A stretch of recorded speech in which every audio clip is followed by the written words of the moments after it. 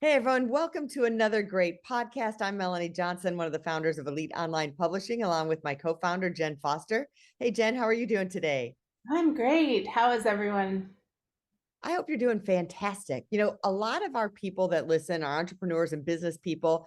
And the biggest thing I think every entrepreneur struggles with is keeping the money coming in the door. Sales. If you don't have sales, you don't have a business. So today we have Kayvon Kay, who is an expert at sales. I mean, not just an expert, like, do you outsource a sales team? What kind of CRM do you need? Should you have funnels? What about recruitment? What about training? All these questions that are rolling in your head. Well, we're going to answer some of those today. So welcome, Kayvon. Thank you for joining us today. He is one of the owners and founders, I believe, of the Sales Connection. That's correct. Thank you so much for having me. I'm excited to be here. Well, tell us, Kayvon, how you got into sales and high ticket sales. Yeah, so I got into high ticket sales not by accident, but by failure. And when I left the corporate world at that point, I was, the number one pharmaceutical sales rep for the largest pharma company in the world. And I saw what the corporate life had in store, and it wasn't for me. So when I saw the online world and the movement, and this is back in 2014, 15, I jumped in. And just like I always say, like most entrepreneurs, you jump in with tenacity, conviction, and dreams and hopes. And as you know, the old saying goes, you underestimate what you can do, right? Or overestimate what you can do 1 year, underestimate what you can do in 5 years. And sure did I live to that. So I realistically, about a year and a bit into entrepreneurship, doing books, trying funnels, trying to be the man, I was like 10 days away from bankruptcy. And in that moment, you have options. And I knew option one was go back to corporate, which would have been like my demise, or you stay in the pocket, but you just do different. Mm-hmm. So I reached out to an entrepreneur mentor at that time and asked him, what do I do? And I'll never forget the words. He said, instead of trying to be the man, go sell for the man. You're not a marketer, you're a salesperson. And at that point, I did not want to hear that because I was trying so far. I was trying hard to run away from being a salesperson, right? And he said, it's not what you think. And then he showed me the world of high ticket selling. So he showed me the idea of behind these offers, as we know, 5, 10, 15, 20K offers, there's salespeople back there. I didn't know that at the time. Mm-hmm. Within 30 days, I went from losing $25,000 to earning $30,000 a month as a sole salesperson. No more Facebook ads, no more headaches, no more vendors, copy, all of that went away. And I started growing and I grew very quickly. Now, having said that, it's because of my years of sales experience. It's just finding the right avenue. So it doesn't happen overnight for some people. But for me, because I took my experience into the right place, it just took off. So that same mentor came to me and said, hey, do you think we can teach this? Long story short, I said, absolutely. And within 18 months, we had a $38 million company, trained over 20,000 sales reps in 101 different countries. And from there, everything high ticket, this was 2017, 18. That's when we were really the ones behind this idea of a high ticket closer. Our program was called High Ticket Closer. We trademarked it and one call closer, and we took off. And then from there, I pivoted and I started doing more of the sales agency side of things. So what we learned and seen is, there's a lot of these business owners that need the sales teams. They need sales operations. So they learn everything about the marketing, which is amazing. But then what happens with all the leads and how do you convert those leads into customers? Especially at high ticket, low ticket products, as we know, you can do that all day on marketing. But when you get to now, for sure, $5,000 a plus, you don't have a salesperson, you don't have someone to speak to on the end. It's going to be very hard to get that transaction through just on a credit card online. So that's where we come in. So let's talk about that. What is the difference of just selling a $500 product that you may have a conversation with versus selling a $5,000, $100,000 product?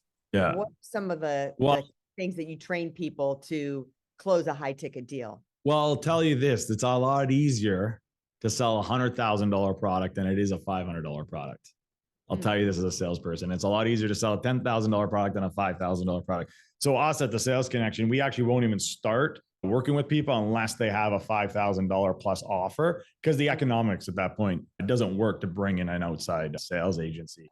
Now, it doesn't matter. Here's the thing, whether you're selling a $500 or you're selling a $100,000 product, it's the same concept that most people get wrong.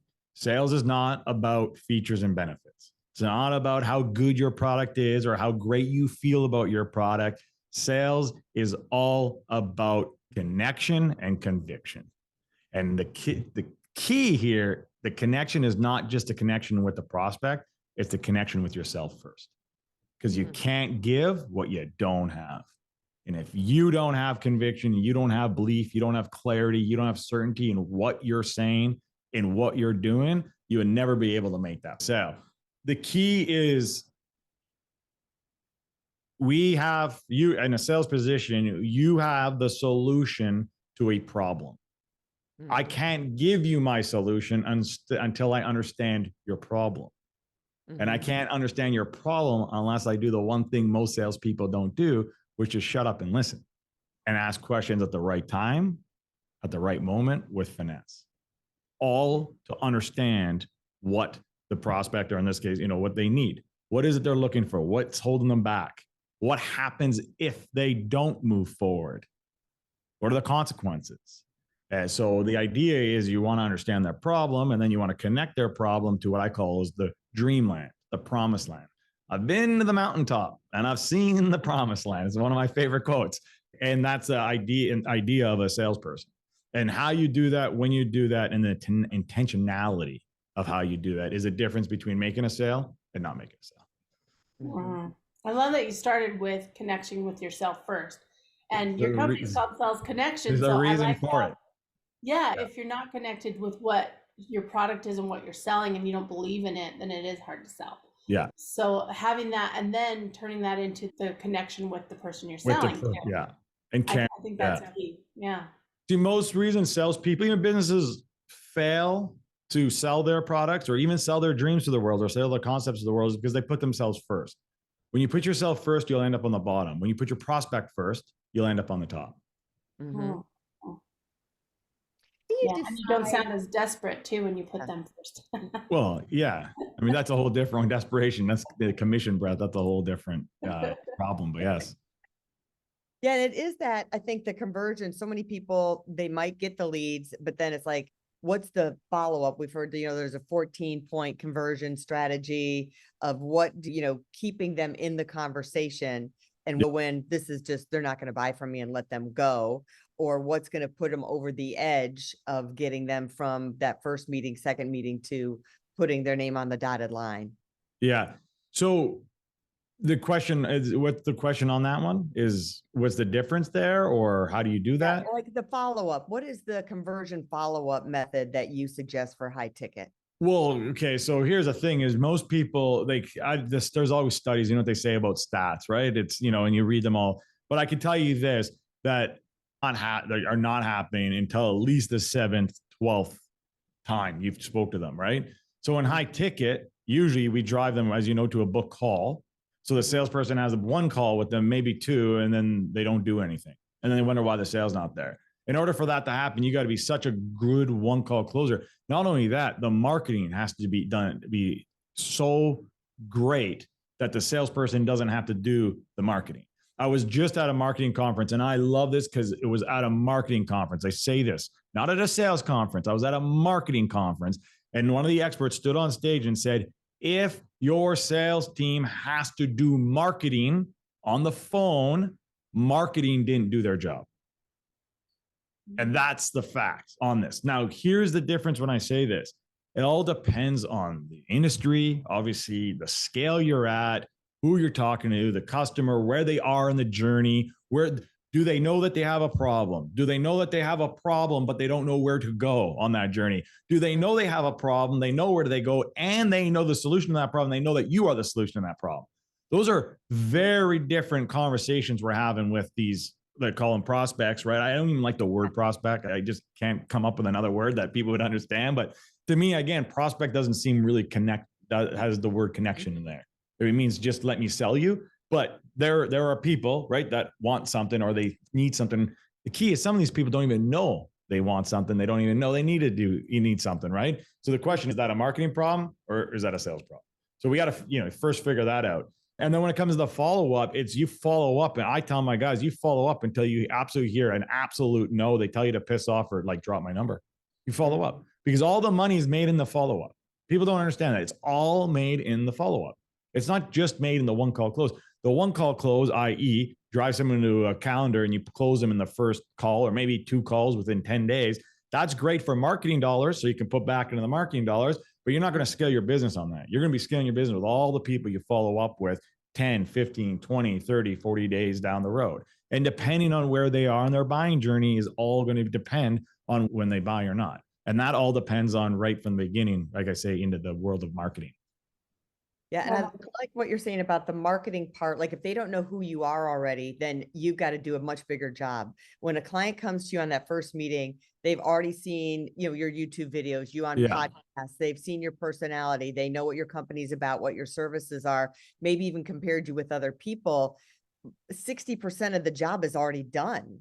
Well, yeah, you're absolutely right. Like it's 60, 70%. It'd be better if 80% of the job's done. Because here's the thing as a business owner, your job in it, it's that battle. I always have this, it's the battle against the marketing and sales. And I actually don't believe it's a battle. I believe it's a connection. It's actually a relationship. It's working together. And it's both teams saying, well, what do we want to see happen? And what I mean by that is if the marketing is not done well, then you're relying on a 10 out of 10 sales rep. 10 out of 10 sales reps are a dime a dozen. They're like, they're opposite of dime a dozen. Sorry. They're like hard to come by. They're a pain in your ass. They're prima donnas. And some of them, like me, go out and build businesses. Mm-hmm. So now you're relying on 8s, 7s, and 8s, let's call them even 9s to do the job. You're going to be frustrated. You're going to wonder why. Oh, why they're not getting 100% close rate. Not their fault. Mm-hmm. But if marketing is done right, then you only need a 6 or a 7 or an 8 salesperson. Those ones don't give you a hard time. They're so happy to be on the phones. You're offering them an opportunity. They love everything you do. They stay with you the longest, and they're going to get the conversions you want to scale. Mm-hmm. But if you don't understand that concept, it can get very frustrating. So, and the reason why I say that, because we deal with business owners every single day, and we've built now at this point, I'd say definitely over 100 7-figure businesses. We build 8-figure businesses, and we've dealt with 9-figure businesses. And the 9-figure businesses know this. The 9-figure businesses know that if you want to get to that level, you can't do it without a sales team, and you can't do it without great marketing. Yeah, I really like that, because when the marketing is done properly, it is easy to have the one call close. Yeah, absolutely. So one of my clients, for instance, will not send us, so my team sells, unless they're sending buyers, meaning once a buyer, always a buyer. So we're talking low end, front end buyers. These are people who spent $30, $27. But what happens? They buy that first thing. You've got their credit cards. They're already willing to separate psychologically their credit card with you. That means they trust you a little bit, obviously, right? So the trust is there. You indoctrinate them, as you guys know, with your book funnels. I'm sure you guys do the book funnels. Like that's what it all is, indoctrination. Get them to know. People will buy from people they know, like, and trust. They know, like, and trust. Your job as a salesperson is to make them feel seen, heard, and right. Mm-hmm. So if they know, like, and trust you, that's half the battle. If you can get them to know, like, trust you, and then get them to identify that they got the problem and you are the solution to the problem, well, then that's gravy. That makes the salesperson's job a lot easier. And it's not about just trying to make the sales job person a lot easier. Salespeople aren't marketers. They're going to do everything they can. But if they're getting on the call, as I think when you mentioned, said, well, who are you? Like, what's this about? What are you expecting a salesperson to do? Right? Yeah. Tell me what you do. In this case. Some of that too, because we're doing outreach on LinkedIn. That's a different. So that's called business development. That's what I tell. That's different. That's not salespeople. That's business development. That's an expert who knows how to reach out to people and get people, just like marketing. It's just more one-to-one direct, right? To get them into them, but you're still having to explain. The marketing is I'm spending time with them on a call, not necessarily a sales call, explaining what we do, who we are, and they're interested, or maybe they're thinking about writing a book, or they've already written a book, but they're, might be in the stages that you are. I got to write this book, and you reached out at the right time that you dinged me. And walk through, because we've had this thing like, do you do sales in-house, hire salespeople, have them on, or do you do a system where you have outsourced? And everyone's had those people call them that they know they're from the Philippines or somewhere, and they're really don't know that much about the product, and you're like, this is scammy. So how do you decipher all of that and get through that whole process? So as a business owner, you got to ask yourself, because that's I love it because it's a great question. It's a loaded question, and there's many ways to look at it. So I always tell the business owners, you got to look at this. Are you a sales manager, sales director, sales CI, sales coach? Do you know sales systems, sales operations? Do you know how to hire, manage, recruit, and retain salespeople? Did you get in the business to do that?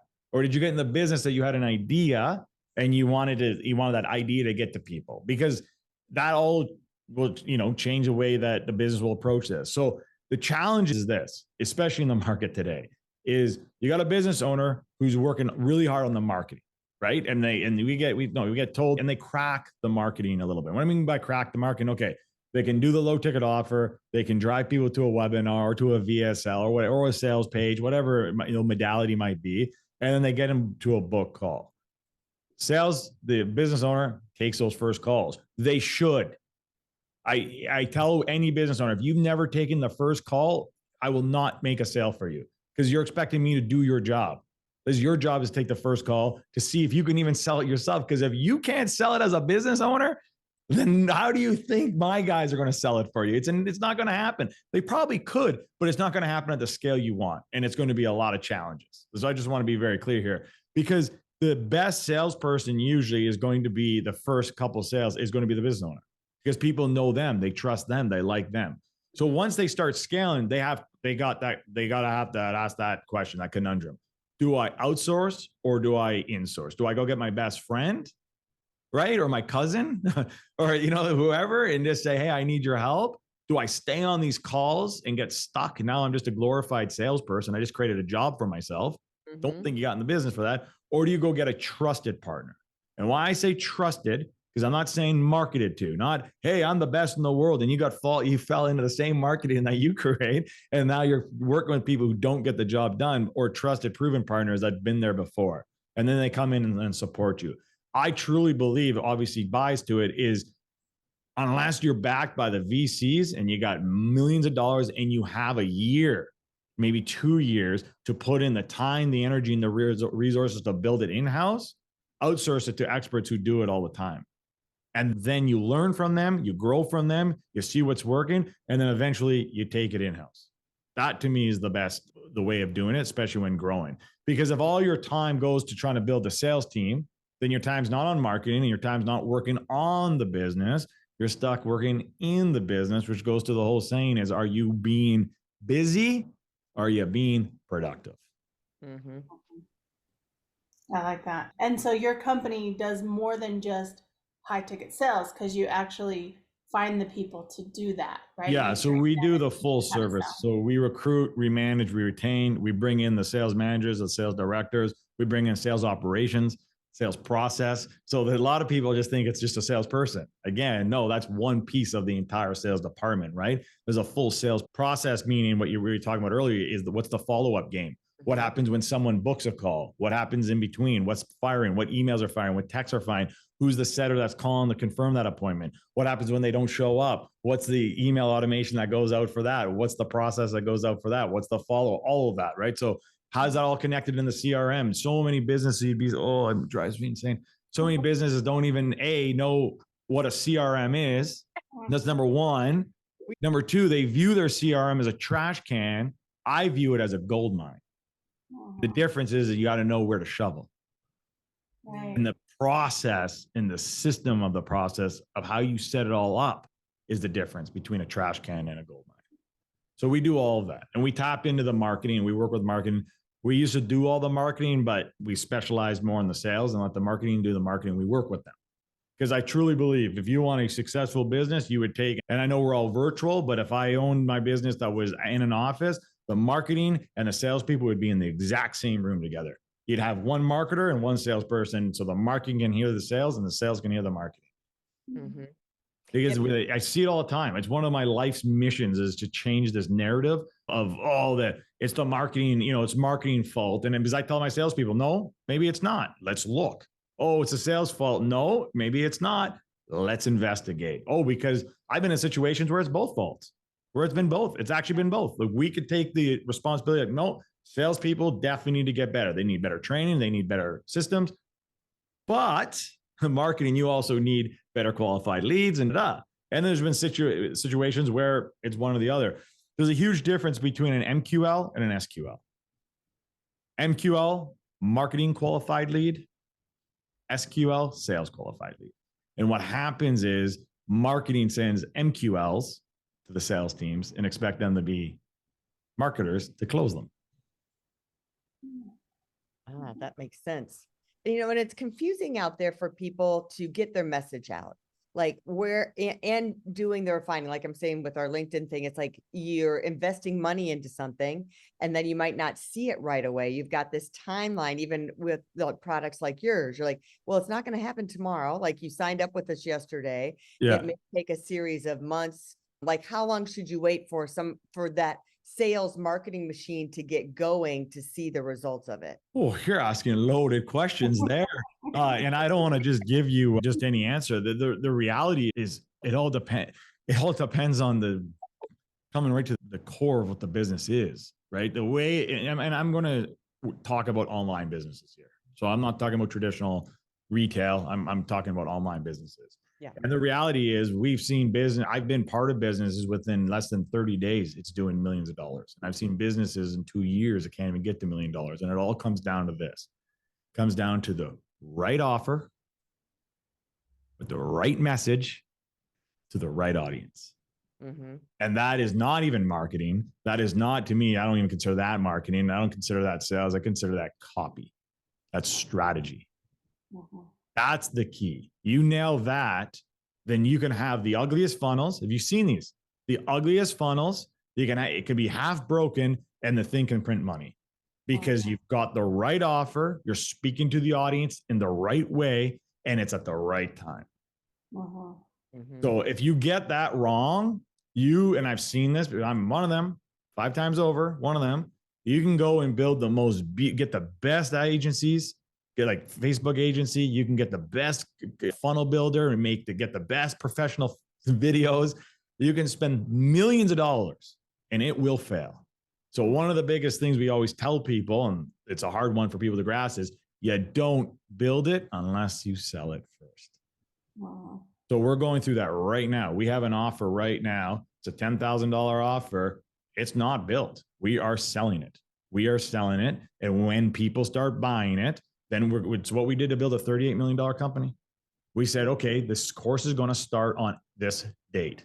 The service will start on this date. In the meantime, here's some stuff. Oh, and by the way, we're going to have some calls with you and understand exactly what it is you want and you need so that we can provide you actually with the real offer and provide you with what you need. Why am I guessing what you need? I'm going to do my research so I can give you exactly what you need. But a lot of people can't do it. Just so you know, you don't go build the book. You sell it first.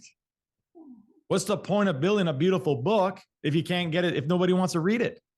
Right? Sell the chapter first.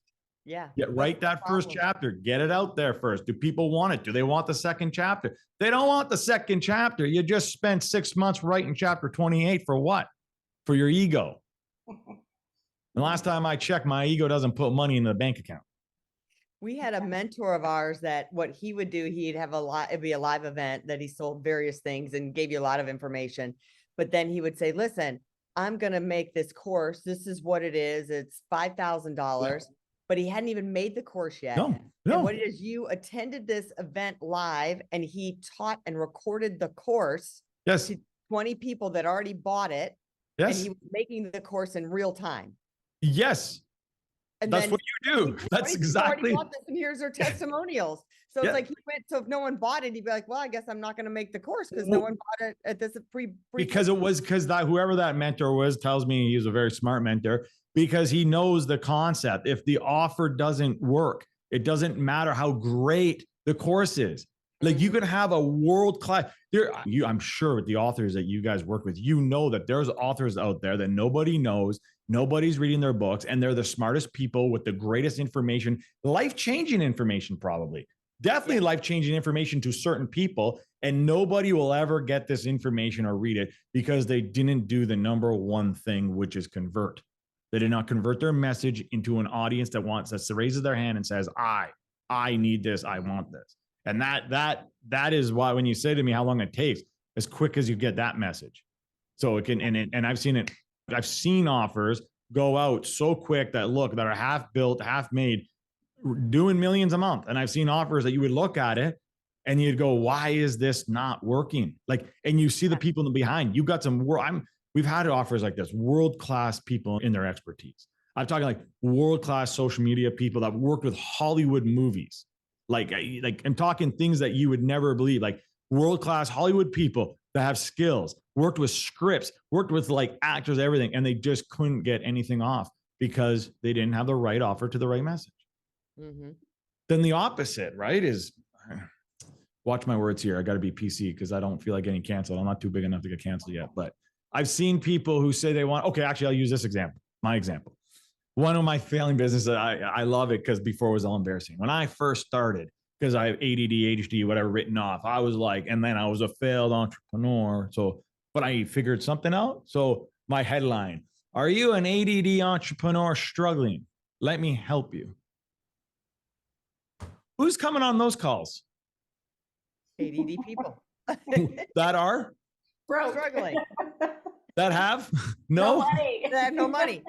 Why am I speaking to people that have no money? Like, it's a great offer because that person needs it, but that person can't afford it. They don't need that right now. They need something else. Whatever that else, something else is, I just didn't have the offer. Does that make sense? So we can go down that road forever. We can make that as beautiful. We can get on the podcast. We can talk all, it's not going to convert. And you're going to have broke people showing up to the calls. Mm-hmm. So it's all about, it's strategy, it's luck, it's knowing the market, it's knowing what's going out there. And the more of a blue ocean that you can create, as we know that, I mean, the better. Because it's very hard. When you're trying to compete in a red ocean, you're now competing against price. You're going to have objections. You're going to be competing against other people's ads budget. It's a challenge. It's more challenging. The market's bigger, but you're also going to have a lot more headaches. If you can find a niche and create a little bit of a blue ocean to start. Yeah. I always say just to start. Doesn't mean you're stuck here forever. It's just to get it going. Then you can go into bigger markets. I always use example of like Grant Cardone. You know, most people know him. Look at him. Like some people finding Grant today and going, he's a real estate tycoon. Yeah, today. But like he was a car salesman 30 years ago. And all he did was sales train. No real estate, no health, no 10X, nothing. But he wouldn't have been able to do that if he would have came out and was like, I'm a real estate tycoon. It doesn't work. He dominated and mastered one small niche and then opened up to another niche and then opened up to another niche. And then we're getting to branding now, actually, not really sales, but yes. But all of this has to do with sales because you don't do that right. Sales just become hard. They become challenging. They actually start becoming a place that I don't like to get to, which is convincing. Like if I had to convince you to buy, I'm not doing my job. Mm-hmm. I tell my sales reps, I train them, if you know you've done the job right, at the end of the call, they're begging you. They're begging you to move forward. If you're actually having to convince them, you're stuck into objection handling. You or marketing didn't do their job right. Yeah. Somewhere along the line, you didn't listen. Mm-hmm. You didn't actually hear what's going on. You didn't ask the right questions. You didn't go deep enough. I'm going to give you the last three ones because I know we're running out here. Very important. In order for a sale to happen, right, you got to understand the pain. You got to connect them to the promised land. The deeper you go in the pain, the higher the promised land, the quicker to the sale. A lot of people talk on the surface level pain. Surface level pain is stuff like if you're talking to a business owner or you're talking, let's do your book publishing. Surface level pain. Oh, I try to write this book and it's not working. I can't get my words on paper, or I try to sell it. And, I worked with someone before and they couldn't sell it. Okay. That's surface level pain. Like good luck selling on that. Well, what about the second layer, which I call is business financial pain? Okay. Well, as a result of not getting your book out there, how's your business doing? How's your finances? How long can you stay in this game without mastering this book and getting into the people it needs to be with, right? That's second layer. Okay, you can maybe go, better than first. Third layer. As a result of not understanding how to market your book and you're not creating income for your business because you don't have today's books are just business cards out there. So the most glorified business card in the world. You don't have that working as a lead marketing generation. How's all that making you feel? I mean, how do you sleep at night knowing all this happening? How long can you go before something actually breaks, before you start losing hope? That's called personal pain. And when you get into the personal pain, which you don't get into because you think you need to get there, you get into because you earn the right to get there, by the way. And you get there because you've asked the questions, you created the trust, you get them to know you, get them to like you and trust you, right? So again, make sure you don't just get on a phone with someone and go, oh, how's it? I mean, how do you sleep at night? Right. Yeah. I want to make sure we're clear here. But because you get into that deep level, that opens up a whole nother world.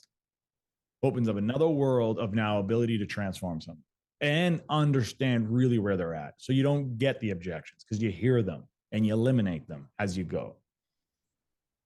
Terrific advice. Boy, I got a lot of notes. And thank goodness there's a transcript available. If you go to YouTube and you want the transcript, you can get the transcript. There'll be a blog post as well and highlights and timestamps on this if you want to go back and look up something. So make sure you check out. And where can people reach you? I'll make it very easy. If you go to kayvon.com, that's KAYVON.com, you can get me on anywhere you go. All the modalities are there. All your socials, everywhere you go. If you want to work with my company, go there, kayvon.com, and hopefully we'll talk to you soon. Awesome. We'll put that up in the show notes. Thanks for coming. Yes, thank you.